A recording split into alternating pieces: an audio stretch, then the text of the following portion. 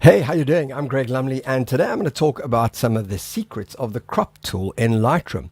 Now, pretty much all of us have used the crop tool, and well, you know what it's generally for is fixing horizons most of the time and maybe tightening in on pictures.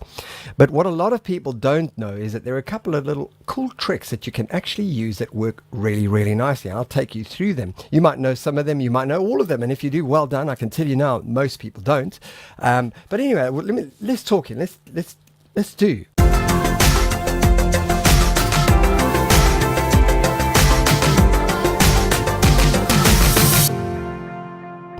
All right, so I've got a shot here. This is of Angelo standing, well, as you can see, it's over an amazing horizon here in Cape Town. And the horizon is skew. Now, one of the things that I find is that even when you're shooting, try as you may to get your horizons perfect, it doesn't always work that way. So, you know, you end up having to repair it. Now, I'm pretty anal about horizons. Yes, I did use that word. For me, if it's a landscape shot, the horizon has to be dead level. Unless you specifically use a Dutch tilt, in which case you can see that that's been done on purpose, yeah? Anyway, so let's talking. The Dutch tilt is a type of camera shot where the camera is set at an angle so that the shot is composed with the vertical lines at an angle to the side of the frame. We're in the develop mode in Lightroom, and there are a couple of ways that you can get through to the crop tool. A lot of people probably use this one up over here, and that's it. There we go, easy enough, blah, blah, blah, and hold the left mouse button, off you go, and adjust your horizon, etc., etc.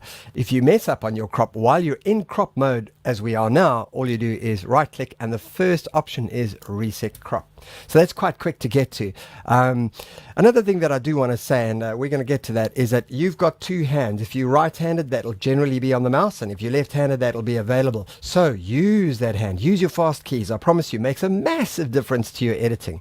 Anyway, right, so instead of using this little guy up over here, what I'm going to actually do is switch that off, and now we're going to start from scratch. And what we're going to do is we're going to press R, and that gets us into crop mode. There are two ways I can adjust this horizon. I can move it left or right, outside, just as I am now, and that's essentially pivoting it, right? Or another way that I can do it is holding down the control key gives you this awesome little ruler. Now, did you know that? So if you hold down the control key, what I'm going to do is I'm going to grab from my beginning point to my end point across my horizon, just like that, and let it go. And just like that, I've adjusted perfectly to the horizon. So while you're in crop mode, hold down the control key and grab it across the horizon.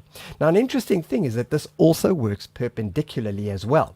So if you are, for example, let's say I wanted to adjust so that Angelo is perfectly perpendicular, I can actually also do it the same way on him. So I'm sort of choosing a perpendicular point that I'm seeing, and it's done the same thing, but of course the horizon has gone. So it obviously works depending on whether you mostly in horizon mode or mostly in portrait mode, and then it makes a decision from there. So very, very, very handy tool. So let's actually go back to that, and what we're going to do here is I'm going to go back to my control, and I'm going to fix that over there. But as you can see, I've kind of, like, while I've been messing around, I've kind of readjusted the whole picture. I don't want to waste all that, so I can just simply drag out of here. But you're going to see, oh, it's not keeping the constraints.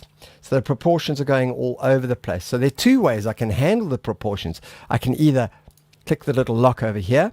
What that's going to do is that any setting that I do, it's going to basically keep it in proportion. Another cool thing on this is that if you push it far into the middle when you're in landscape mode, it actually automatically flips to portrait mode. Very cool. And the same happens the other way around. So you can actually do some pretty cool crops doing this.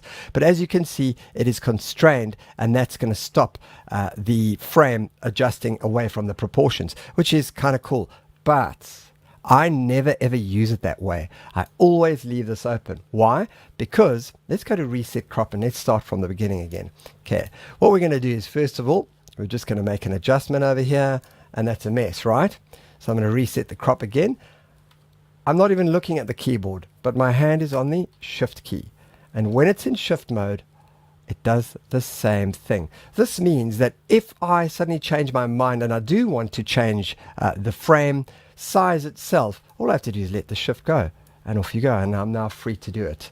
It's as simple as that. Very cool. So Shift keeps the proportions intact.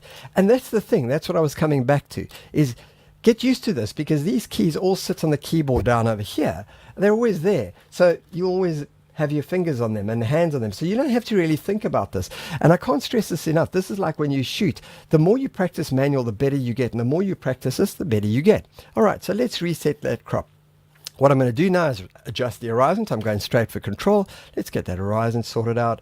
And off you go. Cool. And hit enter and we're good to go. Okay, now I'm going to show you another really cool trick. So in this particular image, there are a couple of things going on. There's a whole, it's a pretty arbitrary image, but the idea is it sort of sets a type of scene. So I supplied it because that's exactly what it was designed to do. But there's also a little bit of a moment kind of happening in the middle of the image. So now if I wanted to isolate that, I could crop the image to basically get just that. And immediately the thing that sort of I'm seeing in my mind's eye is a portrait crop. So here's a very, very cool trick. All I do is hit R, now I go into portrait mode, and then I hit X, and now it flips to portrait mode. And if I hit X again, it then flips again. And what it'll actually do is just keep in that mode.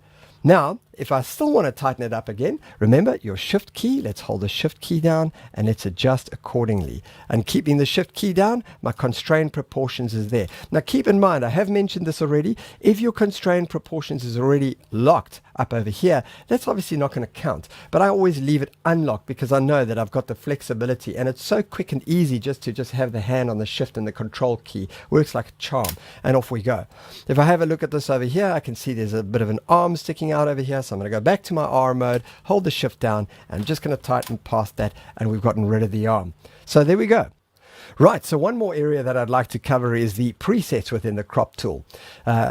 In this little menu over here, you're going to see you've got a bunch of presets, and these are, well, but where they are very handy is the 16:9. So why is the 16:9 important? Well, that is that if you're doing a video just like this and you want to get a preview of what you're going to output to the video, making sure that your images are perfectly cropped the way you want them, you can easily do that. Now I basically make the adjustment, and I can now export these and use them in a video. So there we go. That's the crop tool explained. Hope that you've learned something.